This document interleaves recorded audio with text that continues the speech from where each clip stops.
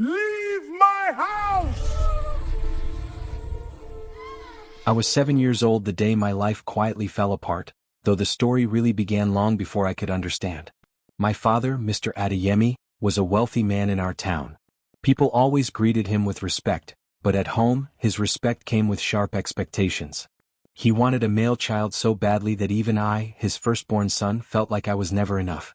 When my mother, Mama Ifeananya, gave birth to my first sister, father's face darkened. "Another girl?" he snapped, his voice cold and hard. "What will a girl add to this family?" Mama's hands trembled as she held the baby close. That day I first saw fear in her eyes, a fear that grew stronger with every pregnancy. Mama had already risked her life to give us children. After our second child, the doctors warned her urgently, "No more pregnancies. Your body cannot survive another." She tried to tell father, but he only asked one question, full of longing and obsession. "And if the next one is a boy?" She agreed to try again, not out of desire, but fear of losing him to another woman. That fear cost her everything. On the night my youngest sister was born, Mama's life left her quietly.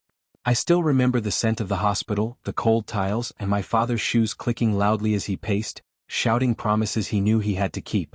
"I will take care of them," he cried, holding her cold hand. "I swear I will raise them well. I will not fail you." And for a while he truly tried. Father became both mother and father, carrying us through grief. He cooked, he scolded us when needed, he walked us to school and sat with us at night, reading stories by candlelight. He rejected the women who came around, smiling too sweetly, trying to catch his attention. "I will not be fooled," he told one of them firmly. And for a long time he meant it. He protected us, gave us warmth, and made sure Mama's absence did not destroy our world completely. But wealth is a quiet thief. Some women didn't give up easily. One of them, Mrs. Olabisi, did something different. She didn't just smile or whisper flattery. She listened to him. She laughed at his jokes when no one else did. She remembered small things about his past, things Mama used to do. Slowly, almost without him realizing, Father began to open his heart again. He didn't admit it aloud. He still loved Mama in memory, but somewhere in his chest, a new seed of attachment began to grow. At first it was just small, a thought he tried to push away. But each visit, each shared meal, each moment of attention from her chipped at his promise, little by little. I watched quietly from the corners of the house, too young to fully understand, but old enough to feel it. The home grew warmer, yes, but not for us, the children Mama left behind. It felt like someone was slowly rewriting our world and we had no say in the words. The first months after Mama Ifeanyanya's death, Father tried hard. He was present at every meal, at every fight between us siblings, even at our school recitals. I remember him sitting quietly at the back, clapping slowly, his eyes glossy. Sometimes, late at night, I'd hear him whisper her name under his breath, as if speaking to her would bring her back. For a while I felt safe. I thought maybe the promise he made on that cold hospital bed would last forever. But Mrs. Olabisi was clever. She never barged in with demands. Instead, she observed, waited, and gently placed herself where Father's heart still ached. She remembered the way he liked tea, the way he frowned at injustice, the way he talked to Mama about small things in their life that we children barely understood. One evening, I saw her in the courtyard, holding Father's hand as he laughed, a sound I hadn't heard in months. "You make me feel like Mama is still here," he said softly. But I saw it in his eyes. A part of him was already replacing Mama with her. It started slowly. First, small favors. She cooked meals Father liked, arranged his office just the way he preferred. Then came the longer conversations, hours spent laughing in the study while we children ate alone. At first, Father tried to balance it. He still asked about school, still checked on our clothes, still reminded us not to quarrel. But the warmth we once felt began to shift. There were gaps where his attention should have been, spaces Mrs. Olabisi quietly filled. She never forced herself, but she didn't have to. Father's grief became her doorway and she stepped through it carefully. By the end of the first year it was obvious. The house had changed. Our laughter felt smaller, our voices quieter, as if we knew the walls now belonged partly to someone else. Father was still kind, still loving in his way, but each act of love carried a shadow of Mrs. Olabisi's influence. I remember standing outside his study once trying to peek in. He was laughing at something she said, his eyes bright, his shoulders relaxed. My chest ached in a way I couldn't describe.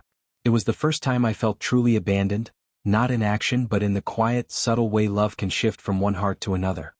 Even then I held on to hope. Maybe it was temporary. Maybe father would notice, would remember his promise, would wake up one day and see us, his children, waiting quietly for him. But I could feel it creeping, the careful, invisible replacement of my mother's place in his heart. And deep down, I knew this was only the beginning.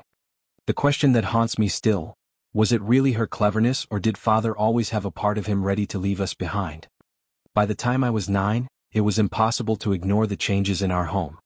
Father, once the pillar who carried us through Mama's death, now spent hours with Mrs. Olabisi.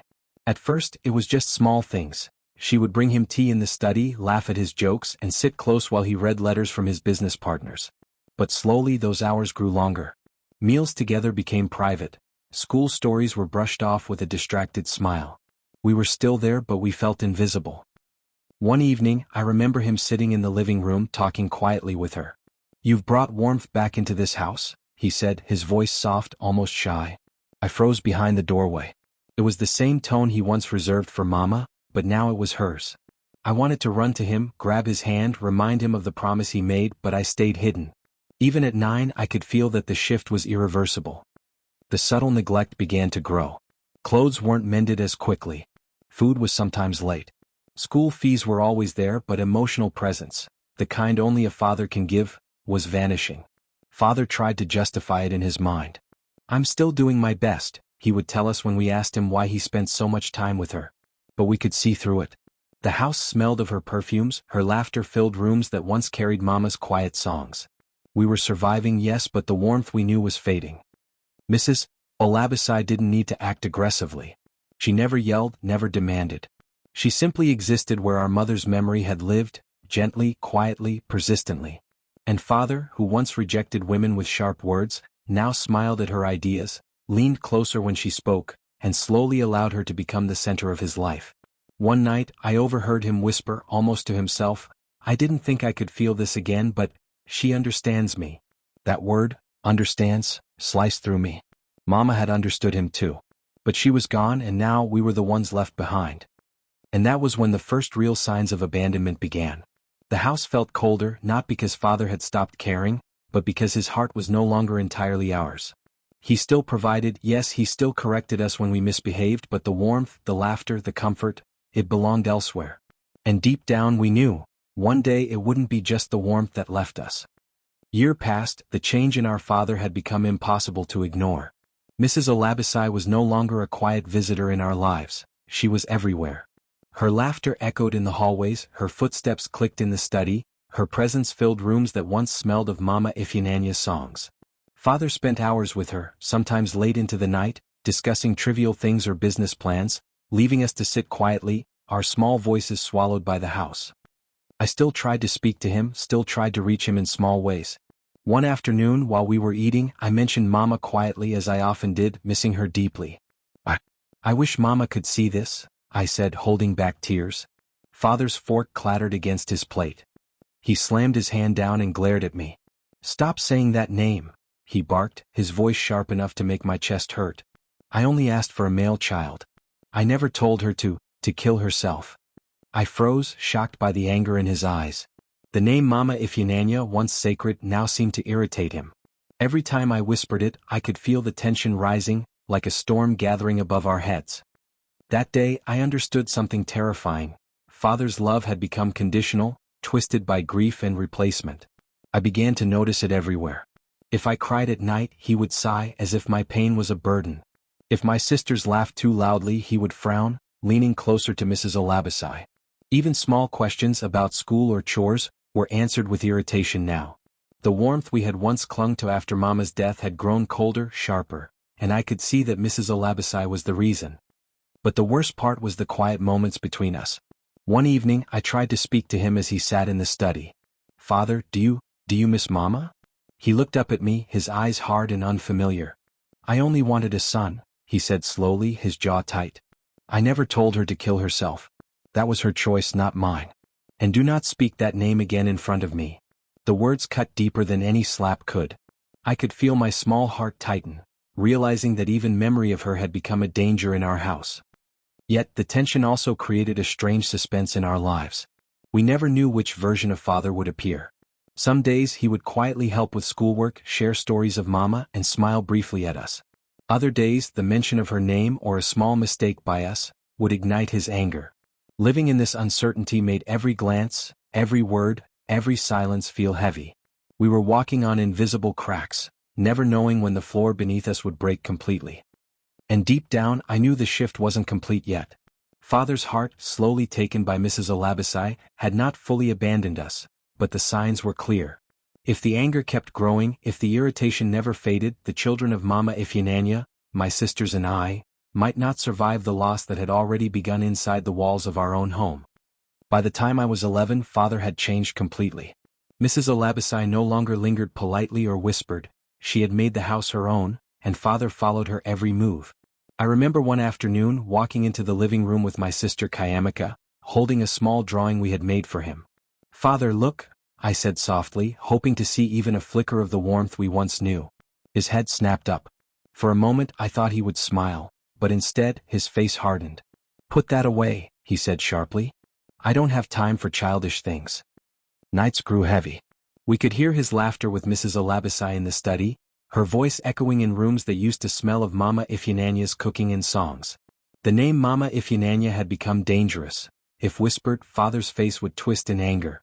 "I only asked for a male child," he had shouted once. "I never told her to kill herself. Do not speak that name again." That day, fear settled inside me and my sisters like an invisible chain. We were still his children, yes, but the love, the warmth, had been quietly stolen. Then one morning everything changed. Mama's pastor, Pastor Adebola, came to visit. He had come not only to console us but to check on our father and our well-being. Father's face went stiff the moment he saw him at the door, and I could tell he wasn't happy. Mrs. Olabisi, too, froze, her smile fading. Father's power seemed diminished by the pastor's presence, but neither he nor Mrs. Olabisi could say a word. Pastor Adebola walked through the house calmly, praying softly, asking about our lives, checking on us as if sensing the emptiness in the rooms. Father tried to keep his composure, but the pastor's eyes were sharp, full of wisdom. Before leaving, he knelt and prayed for Father, asking God to guide him, protect the family, and remove any darkness that had entered the home. It was then that everything became clear. The moment Pastor Adebola began to pray with authority, Mrs. Olabisi's confident mask cracked. I could see it, the fear, the panic, the tension. The pastor's words shone a light that revealed the evil she had brought into our home. Trembling, she confessed everything, how she had come into our lives with lies, how she had gone to the village to charm Father, to divide the family, and to take control of our father's heart. Before leaving, she received a call. I remember the way her hands shook as she listened. "The Baba, the herbalist, is dead," she whispered, her voice trembling. It was as if her power had vanished the moment truth came to light. She left that same day defeated. After she left, Father fell to his knees, holding us close, tears streaming down his face. "I have failed you all," he whispered. "But I promise, no more. We will be united again, not only with care but with God's love and guidance.